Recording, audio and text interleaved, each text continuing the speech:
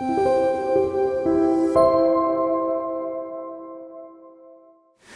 name is Moses Lee, and I am the church planting pastor of Rosebrook Presbyterian Church, located in Rockville, Maryland.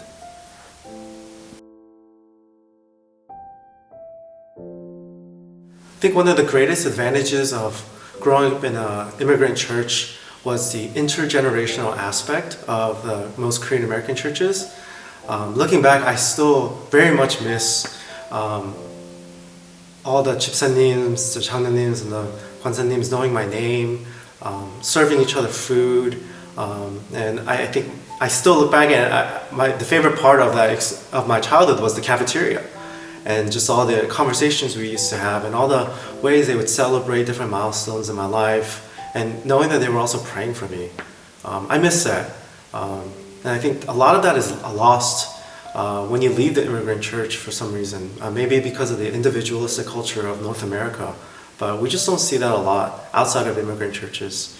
And I just remember receiving a lot of kimchi from church, from 관사님s and stuff, and just knowing that it was made with so much love and prayer. And to this day, I think store-bought kimchi is nowhere as good as church-made kimchi. So yeah, I think that was one of the greatest advantages. I think at the same time, growing up in the Korean immigrant church, there was definitely a spirit of legalism, a little bit of confusion or conflation between Korean conservative tradition and biblical tradition. And so maybe things like you have to dress a certain way, and that you have to wear a tie to be accepted and socially just like everyone else, where maybe the Bible would say just be modest. Very simple, and that could look differently for a lot of people. And so maybe the culture of legalism was a little heavy-handed, but I think more than that, I don't want to necessarily call the legalism superficial because it is hurtful for some people. But I think more than that, I think one of the disadvantages is definitely the lack of conversation around mental health and trauma. I think that was really difficult because people didn't want to talk about it. People would avoid it. And as I got older, I think when I see an issue like that, I instead of coming up with a solution right away, I always like knowing the context of the issue. Where did the issue come from? Why did it come up? When did it start? Sometimes the answers aren't always clear, but I think for us, at least for our immediate history, our people's history really, I think the Korean War played a huge role. And I think beginning with our grandparents' generation, we have to remember that they lived through a civil war, experienced a lot of death and trauma, a lot of suffering and famine. And trauma experts and mental health professionals researchers are now discovering that the effects of trauma can actually be written into your genes, even as an adult. And so even though you may not have had depression growing up, as an adult you can develop depression and anxiety after a very traumatic event. And because sometimes it gets written into your genetics, it can be passed on to your kids. And so even though it may not have been part of your family history, it now is. And what do you do with that? And I think a lot of Korean Christians, we have to realize that our parents' generation, a lot of our parents probably did inherit these genes. And because they were the first generation to inherit them, they probably didn't know what to do with it, what they were called. Researchers probably and therapists probably weren't, they weren't even a thing back then. But if they were around, I think they were just probably beginning to recognize this is like a generational issue now. And because they didn't have the resources and the privilege to really process and to really understand what was going on and to even seek healing, the result is that it gets passed on to my generation. And so my generation, we not only have the genetic component from the Korean War, but we also have that from being an immigrant in a foreign country across the Pacific Ocean. And so there's that trauma. And so what do you do with all these mixed emotions and this bottled up mental health issues, And I think secular therapists are great in helping us understand, at least deconstructing the surface level issues and helping us to put names to things and helping us to understand why we're the way we are, but they don't necessarily always have the best solutions. Oftentimes just go exercise, find a healthy habit or like a hobby, and get your mind off of things, and take medication. All these things may be great, but they're not long-term solutions. And I think this is where the church can really come in to help us to also embrace the gospel from an emotional lens, to seek healing through the gospel, in addition to helping us to put names to things. And as long as the older generation is afraid of really acknowledging their own issues, I think it will hinder the younger generation from really putting names to the issues themselves. One of my friends, pastor friends in Philadelphia, recently shared with me that his 3 sons, who have all graduated college, they're either working or in grad school, they all love Jesus. And when I heard that, I thought that's a miracle. Most pastors' kids struggle with the church, loving the church when they turn 18 and leave the house. They have a lot of pain and some of them are jaded by the faith, understandably so. And so I asked them, "What's your secret? Like, did you just win the spiritual lottery? Like, how do all your boys love Jesus at their age?" And one thing that I remembered was that his wife is also a counseling professor. And so what they used to do when their kids were still young was that every night after a busy day, they would do what most Christian parents ought to do in terms of reading the Bible and praying together. But they would also talk about their emotions, their feelings, and ask them, "Were you sad about anything today? Did anything make you mad? Were you joyful? Did something make you joyful?" And as they would help their kids process these emotions, they would also tie it back to the gospel, helping them to understand the emotions of sadness, of anger, and even joy, ultimately from the cross.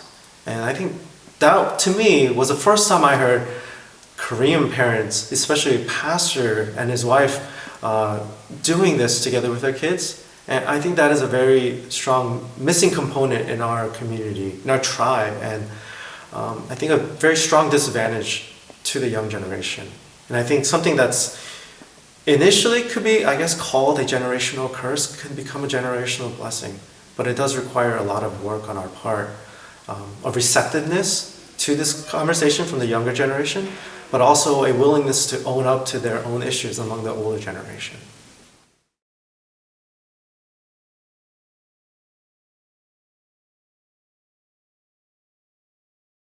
So as a second generation Korean American pastor, for me personally, when we planted our church, it wasn't necessarily to recruit and have existing believers join our church. That doesn't excite me. Ever since I was in high school, I wanted to be a missionary, and I'm sure the Lord has His plans for that later in the future. But when we planted our church, we wanted to target non-Christians, atheists, and people who left the church for various reasons. And that's how we wanted to grow. And so when I think about the younger generation, I think there are different ways to reach out to them, because they're not a monolith. Some younger generation believers grow up in the church and they stay in the church and they have their own issues. There's a lot more though that I think are leaving the church, and that's who I have a heart for. And so when I think about our church and understanding that demographic, one prevalent issue that I see is that they have a lot of questions, a lot of criticisms of the church that aren't being addressed. I know a lot of people, I'm sure, know this, but the atheist population in the West is not self-sufficient, meaning atheists have so little kids that they cannot survive multiple generations because they'll just die off. So why are the population of atheists growing in the West, in North America? Where is the greatest feeder of future atheists? It's youth groups.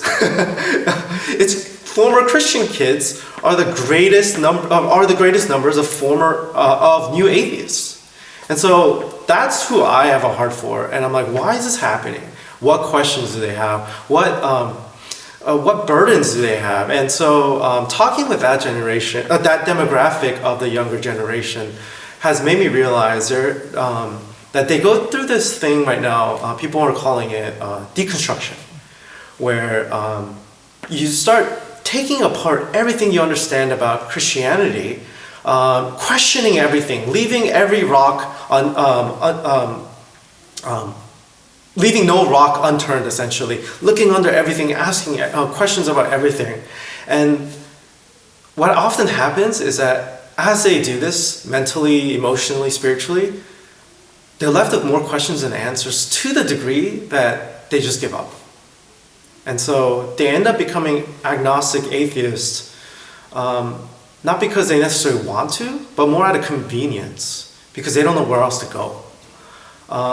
And I found that with the younger generation who are deconstructing, empathy is the strongest first connection point with them. And having gone through some deep level of just questioning of the faith myself, not as a young believer, but as a pastor.